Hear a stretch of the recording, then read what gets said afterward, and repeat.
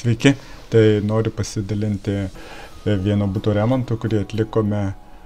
Klientas pakvietė truputį pataisyti po to, kai buvo sunešti baldai ir sumontuota virtuvė, stalai, viskas, tai sienos šiek tiek apsidaužė.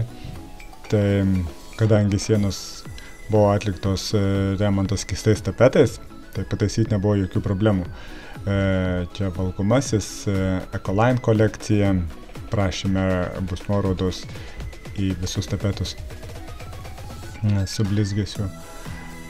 Ir taip pat buvo ir balkonai ištepti keistais tapetais, kadangi jie yra įstiklinti, tai tapetams visiškai nieko negali atsitikti. Buvo sunaudoti tiesiog likučiai tapetų ir sumaišyta net keletas spalvų.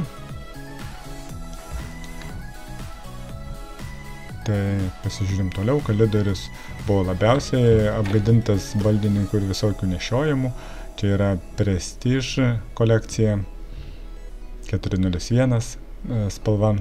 Štai matote, čia labiausiai taisyta, buvo apdaužyta, tai papurškus tas vietas vandeniu lengvai pasitaiso, išdžiūsta, nelieka nei žymės.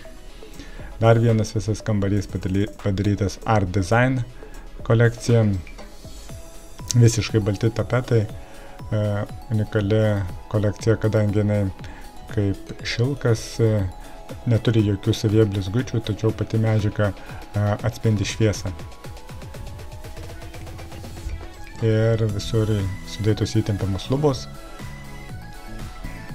Tepant keistus tapetus, pirmiausia užtempiami tapetai, tada įtempiame lubas. Dar vienas kambarys taip pat baltas.